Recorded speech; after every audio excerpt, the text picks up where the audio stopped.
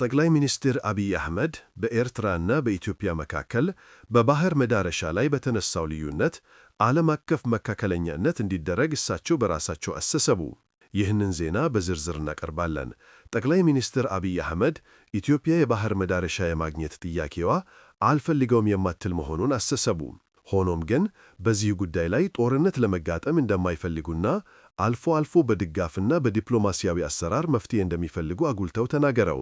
ኢትዮጵያ በዚህ ሄድ አሜሪካ፣ ሩሲያ፣ ቻይና፣ የአፍሪካ ህብረት እና የአውሮፓ ህብረት ጨምሮ ለብዙ ዓለም አቀፍ አካላት ለአደራዳሪነት ጥሪ እንዳቀረበች ተገልጿል። ከኤርትራ በኩል ግን እስካሁን ድረስ ወሳኝ የሆነ የህዝባዊ ምላሽ አልተሰጠም። የዚህ ልዩነት መነሻ ወደ 30 ዓመታት በፊት ከተጀመረ ነው። ኤርትራ በ1986 ዓመተ ምህረት በተነሳው ነፃነት ኢትዮጵያ የባህር ማዶ ሀገር ሆናለች።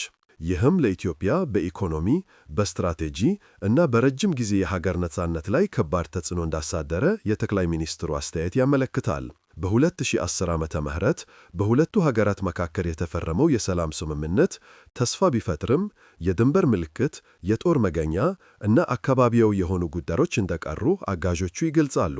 ይህ ግጭት ለአካባቢው ተጽዕኖም ያሳድር ነው። የኢትዮጵያ የባህር መዳረሻ ጥያቄ ከሶማሌላንድ ጋር ባለው ስምምነት ጀምሮ በሶማሊያ እና በሌሎች አጎራባች ሀገራት ውስጥ ተቃውሞ እንደሚጋጭ ይታወቃል።